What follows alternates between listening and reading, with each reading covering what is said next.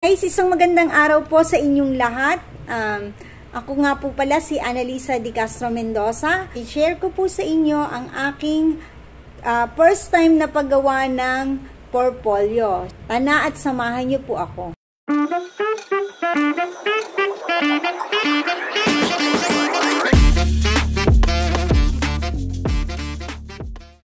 So guys, bago tayo mag-umpisa, ano nga ba ang portfolio? So, base sa pagre-research ko at sa pagkakaalam ko, ang portfolio is a collection of drawing and documents, etc. that represent a person, especially as an artist's work. So, yan po. Yan po ang unang pagkakaintindi ko po sa portfolio. So, sa iba po, nagsasaad po siya ang portfolio is a collection of professional work samples, project, and achievement that showcase your skills, expertise, and experience.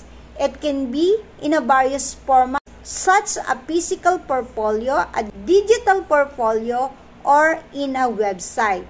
So, yan po ang base po sa research ko at pagkakaintindi. So, it's my first time to do this kind of work. So, samahan niyo po ako based sa pagkakaintindi ko at sa pag-unawa kung paano ito gawin. So, let's go. So, guys, sa paggawa ko po nito, ang una kong pinuntahan is yung website ng Canva. So, pumunta po tayo sa website ng Canva kung saan ay naghanap po tayo ng template. So, since it's first time na gagawa ako nito, based din sa research ko, is humanap na lang po ako ng template na pwede kong gamitin. So, since na ito ay project ko sa aking virtual class, so it's my first time to do this, so ito po ang ginawa ko. Dito sa Canva, sa website ng Canva, ay kumuha ako ng isang template.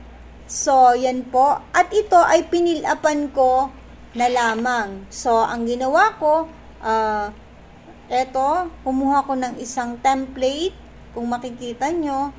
And then, pinilapan ko lang po siya ng pangalan ko. Then, yan po. Inayos ko lang po siya. And then, yung picture is, nilagyan ko siya ng pictures based sa magre-represent ng aking trabaho na pinanggalingan o based doon sa experience and achievement na pinanggalingan ko. Dito, since ako ay isang quality control, so ito ang inilagay ko dito. So, yan po ay depende na rin po sa work experience na magre-represent kung ano ang i-offer nyo sa inyong client.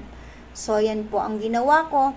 And then, kumuha ako ng picture na at inattach dito sa about me kung ano ang magre-represent para sa aking previous work o kung ano yung mga experience ko. Yan po ang ginawa ko. And then, dito sa third page ay nilagyan ko po siya ng service offered.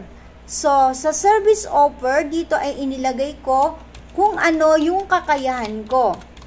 So, yan po. At inattach ko din po yung picture na based doon sa experience ko. So, inilagay ko din po ang aking FB account kung saan ay nagre-reels ako na papasok siya as content creation. So, yan.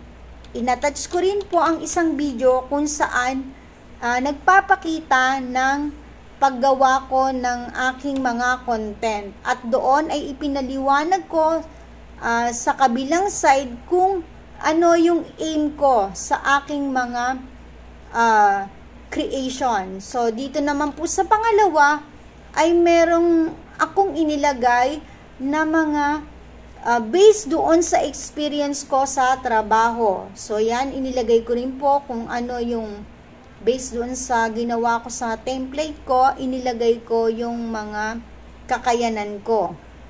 And then, doon sa Pang third page ay inilagay ko ay my work. So, doon ay inattachan ko siya ng picture at inilagay ko din po kung ano yung mga pinanggalingan ko na trabaho. So, doon ay magde-define kung ano yung mga expertise ko. And then, sumunod ay inilagay ko naman ang aking mga internal evaluation certificate and achievement. So, yon ang aking mga may achievement at inilagay ko rin po ang mga reference ko kung saan ay makikita kung ano ba talaga ang aking experience and expertise. So, yan.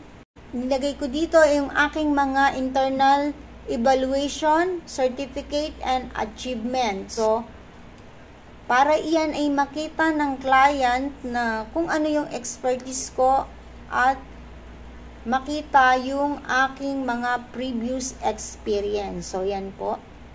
Inattach ko na rin po yung mga certificate. Yan po ay base laang sa aking personal na paggagawa.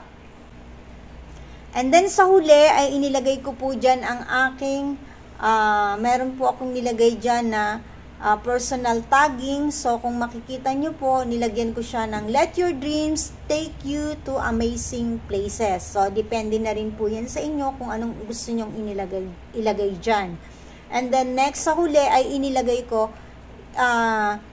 I must prepare na inilagay ko na lang po yung aking mga social media account. So, hindi ko na lang po inilagay ang aking telephone number. So, dyan naman po sa aking Gmail account is madali po nila akong makokontak. So, yan po ang aking simpleng presentation. At sana po ay may natutunan kayo kahit papaano sa aking personal na paggagawa ng portfolio. So, since it's my first time, yun lang po ang maibabahagi ko sa inyo. So, maraming salamat po and thank you for watching.